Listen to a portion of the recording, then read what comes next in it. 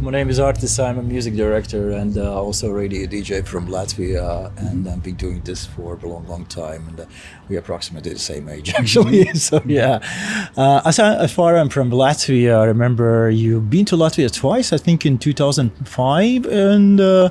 And also you played a festival, the Positivus Festival in 2009. Do you remember something, or you remember do you have some kind of bright stories, memories from that? Well, what's funny is one of my best friends growing up was Latvian. Oh. His name was Jamie Kitis, Kitis. I think his last name might be Greek, because his mother was Latvian and married a Greek man, but basically their house was a shrine to Latvia. And so every time you went to their house, like, it was Latvian food, it was Latvian clothes, so I felt like I learned more about Latvia growing up from my friend Jamie's house than any other country in Europe. Like, okay. Talking about your you decided to go to tour, and I'm just curious about why did you decided to do this? What was the reason? What was the thought behind the touring again? Because you haven't toured for a while, and you decided to do. Well, this tour, it's a few reasons. Mm-hmm. One is almost everywhere I've gone, I've been able to meet up with local animal rights activists and local vegans, and I've found I really wanted to sort of see the current state of animal rights and veganism. Mm-hmm. Also, to state the obvious, things in the United States aren't going very well, and there's a chance I might be leaving the United States. You know, really? I mean, Trump and the Republicans are doing everything in their power to essentially end democracy. And I don't know, I wanted to sort of travel around Europe again and be like, well, if I was to move to Europe, where would I go? And so that's the other reason. And then the other is I have a sort of activist film media company in the States called Little Walnut, mm-hmm. and touring is a way of helping to fund that. So basically, those were the three reasons. Okay. Did you find already the place where you settle down in Europe? Probably Latvia? Well,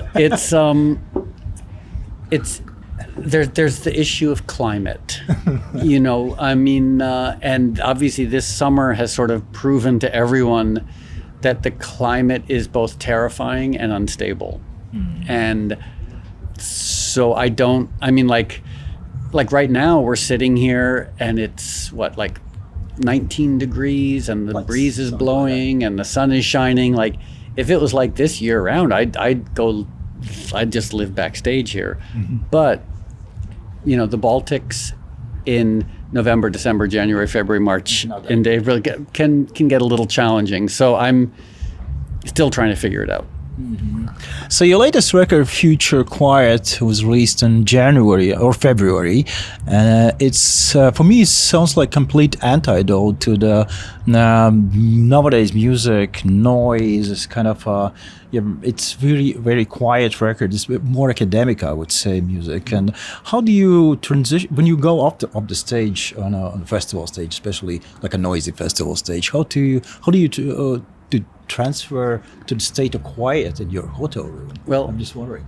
Yeah, I mean, the concert, like tonight, the concert we're doing, there aren't any songs from Future Quiet that we can play.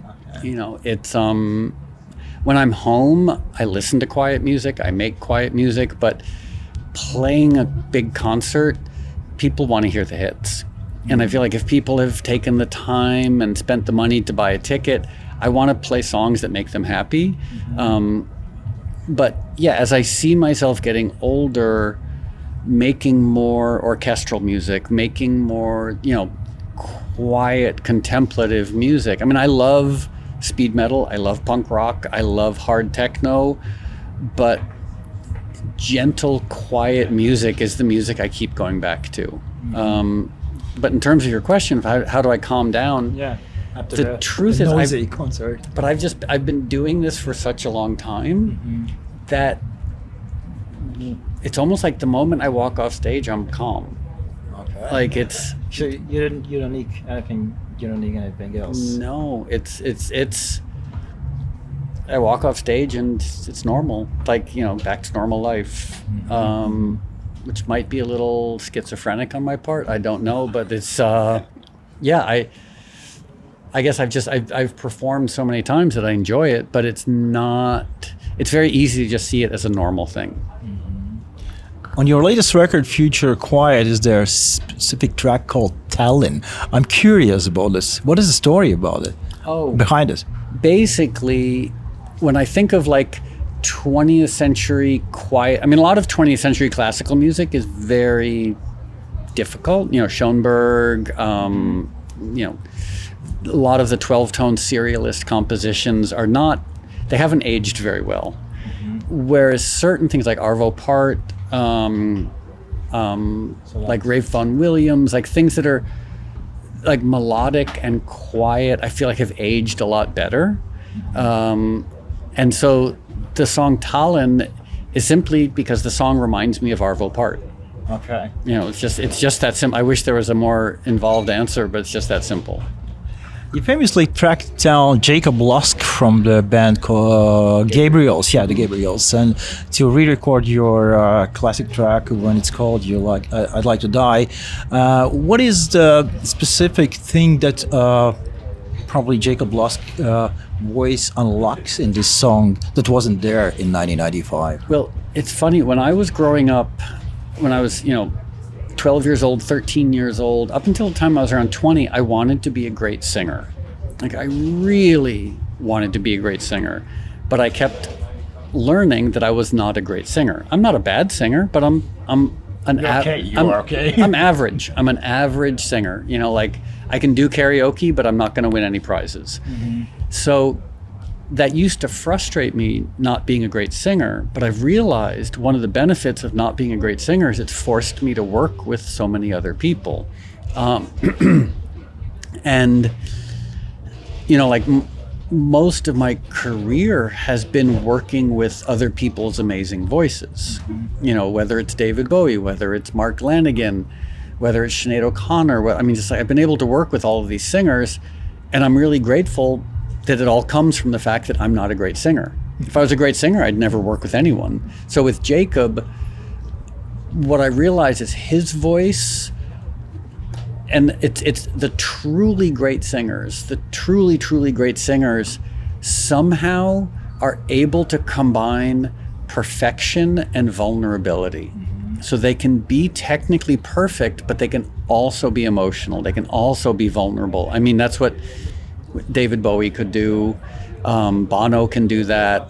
The really great singers, and they're one in a billion. The ones who, because there are a lot of technically perfect singers.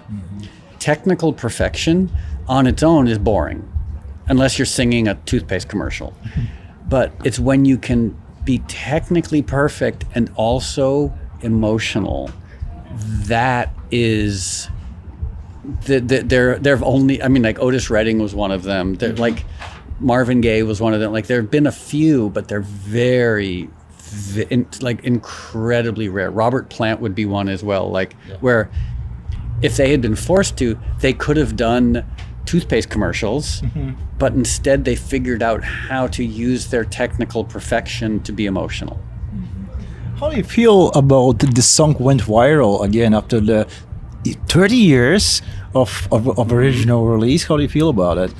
It's, the very fact that I've made music that anyone has ever listened to is still incredibly surprising to me. Because when I was growing up, the first show I ever played, we had an audience of 0 people. When I was in high school, when I was in university, I was playing in bands, and we would play to 5 people, we'd play to 10 people. And I thought that was normal. So I just never expected anyone to ever listen to my music. I certainly never expected anyone to like my music or to be familiar with it.